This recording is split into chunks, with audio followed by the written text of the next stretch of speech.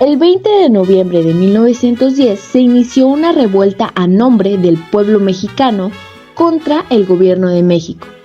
Después de muchas batallas y varios gobiernos, el 20 de noviembre de 1920 se conmemoró la Revolución Mexicana por primera vez en forma oficial.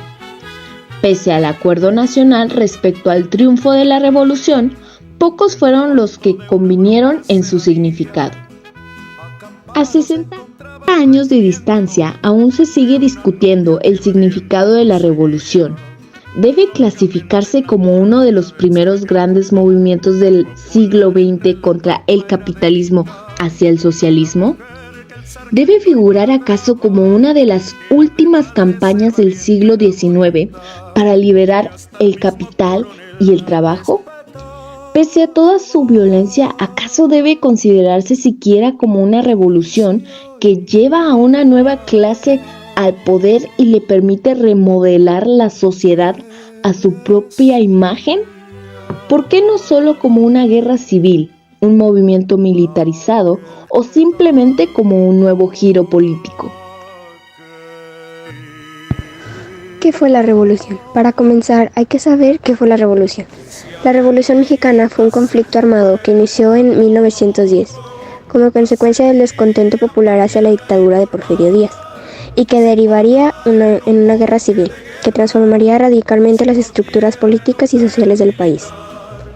La revolución comenzó en el levantamiento liderado por Francisco I. Madero, que se oponía a la reelección del general Porfirio Díaz a la presidencia, dictador que había gobernado el país por más de 30 años.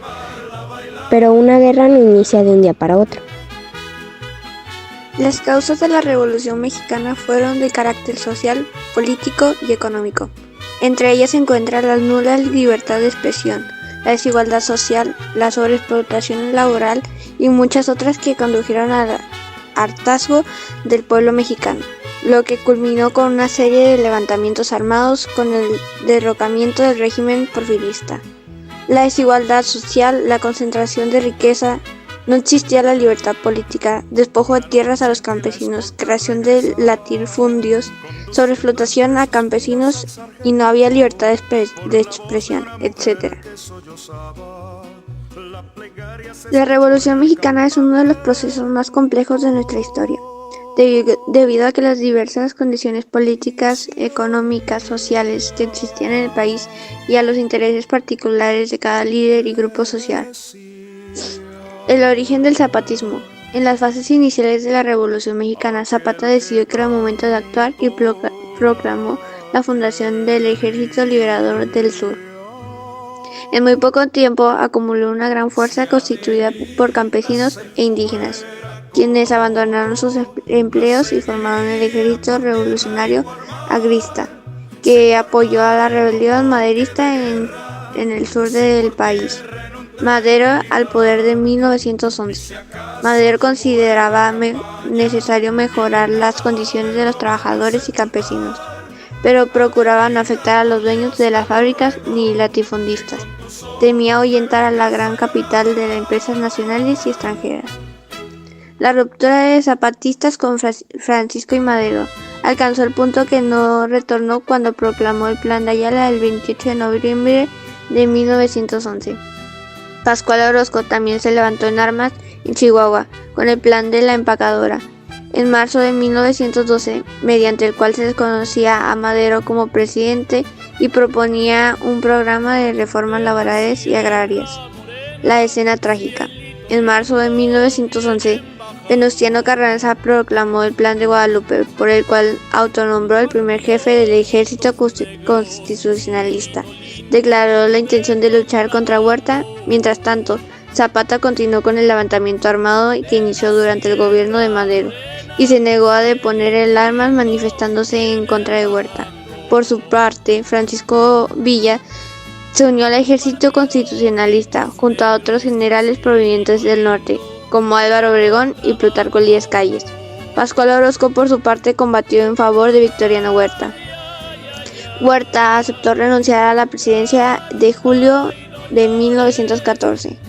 Con la renuncia de Huerta, los problemas entre los principales líderes resurgieron y quedó claro que el país se encontraba dividido entre varias facciones, aunque la más influyente fueron tres: villistas, zapatistas y constitucionalistas. La revolución empezó como una rebelión en contra de la dictadura de Porfirio Díaz, que ya tenía más de 30 años en el poder. El movimiento fue liderado por el intelectual y teorista político Francisco I. Madero, que con su lema "sufragio efectivo, no reelección", cristalizó el descontento alrededor del país en contra del dictador Díaz. Esta fase terminó con el exilio de Díaz en París y el triunfo de Madero en las elecciones democráticas de 1911. La segunda fase de la revolución comienza con el desacuerdo entre las antiguas clases burguesas porfiristas y Madero. Con el apoyo de los Estados Unidos y su embajador en México, Henry Lane Wilson, el presidente electo y vicepresidente José María Pino Suárez son asesinados en 1913 y se impone el dictador Victoriano Huerta como líder del país. No obstante, debido a otros revolucionarios que lucharon contra la dictadura implantada, Huerta huye a los Estados Unidos en 1914. Después de estas dos fases, la revolución se convirtió en una revolución social con Emiliano Zapata y Pancho Villa, luchando por causas sociales como una reforma agraria, justicia social y educación. No obstante, ambos revolucionarios tuvieron que hacer compromisos sociales con los revolucionarios liberal constitucionalistas, como Venustiano Carranza y Álvaro Obregón. La última etapa es la culminación de la Revolución Armada con la Constitución Política de los Estados Unidos Mexicanos de 1917, reconocida por haber sido una constitución liberal social y la primera de su tipo en el mundo que aún rige al México de hoy. La Constitución garantizó reformas y derechos liberales y sociales. Tras la renuncia de Huerta a la presidencia, derribaron diferentes desacuerdos y acuerdos entre los líderes Carranza y Villa y Zapata, por lo que se realizó una convención de Aguascalientes en noviembre de 1914. Luego, tras varios enfrentamientos armados, protestas y desencuentros por la situación política y económica social por la que atravesaron los mexicanos, y al poner bajo control los movimientos de Villa y Zapata, Carranza llamó al Congreso Constituyente y fue promulgada la Constitución de 1917, el día 5 de febrero.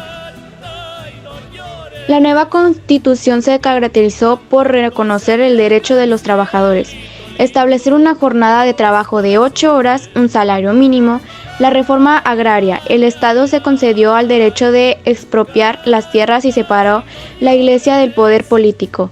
Carranza fue asesinado en un viaje hacia Veracruz en mayo de 1920 tras su muerte y posteriores elecciones.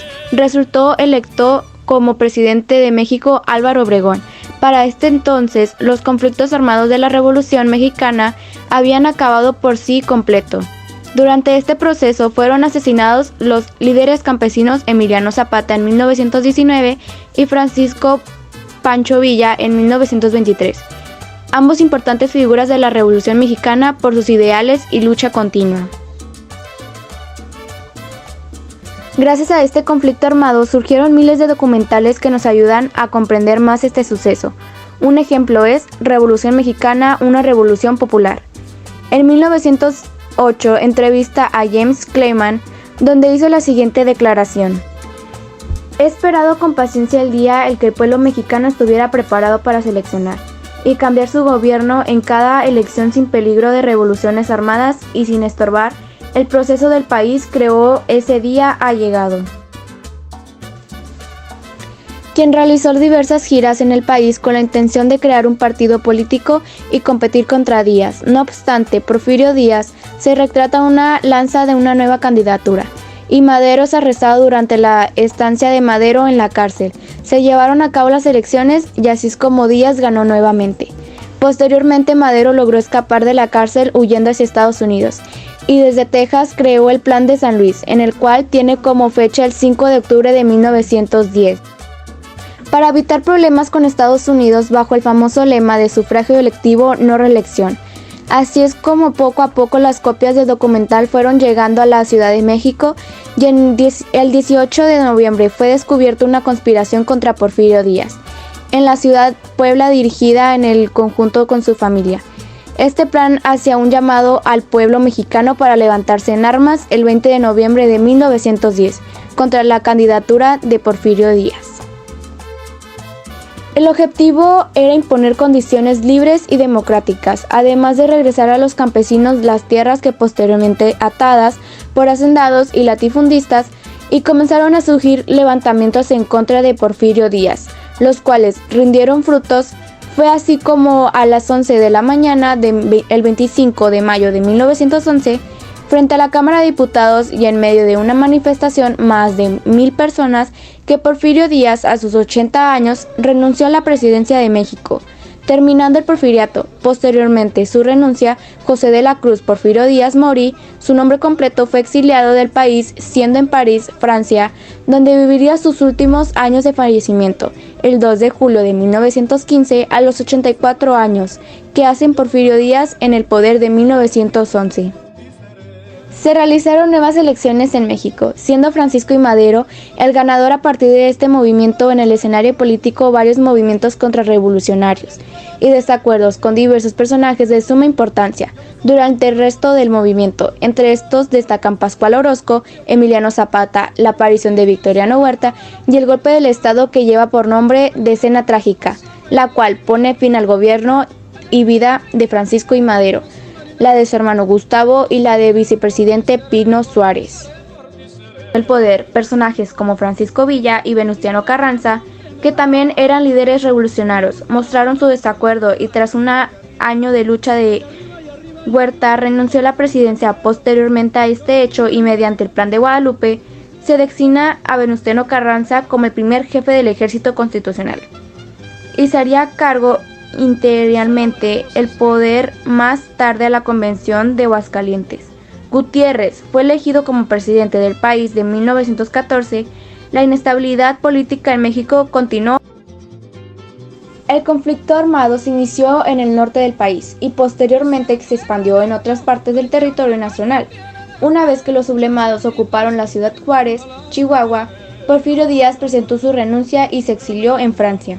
La Revolución Mexicana fue un conflicto armado en que se inició en México el 20 de noviembre de 1910. Los antecedentes del conflicto se remontan a la situación de México bajo la dictadura conocida como el Porfiriato. Porfirio Díaz ejerció el poder en el país de manera dictatorial desde 1976 hasta 1911, finalizando el conflicto armado el 5 de febrero de 1917. Después de todos estos encuentros armados, muertes y cambios, ¿dónde podemos notar la diferencia de la vida de nuestros antepasados a la nuestra? ¿Sirve de algo tantos años de lucha tras lucha? La respuesta es fácil. A lo largo del Porfiriato, Díaz transformó a México con la construcción de ferrocarriles, escuelas y creando una base de infraestructuras para el país, desarrollando los principios de una industria petrolera y persuadieron al capital extranjero para invertir en minas y factorías. Sin embargo, su gobierno hizo todo esto a expensas de derechos políticos básicos y control económico. Muchos críticos del régimen fueron encarcelados o asesinados, pero viéndolo desde otra perspectiva, se comenzaron a implementar campañas de vacunación, creación de una gama de seguridad social y mejoras en las condiciones laborales, sobre todo en las áreas urbanas. La Revolución Mexicana nos dejó importantes legados, sin duda, tanto en aspectos económicos, culturales, sociales y educativos. A pesar de todo esto, seguimos sufriendo de corrupción en nuestros gobiernos, además de tener a cierto partido político gobernando a México durante 1928. ¿Realmente sirvió de algo el sacrificio de miles de mexicanos para que las cosas cambiaran en nuestra nación? Lo cierto es que la Revolución Mexicana está considerada como la guerra más sangrienta de la historia de América.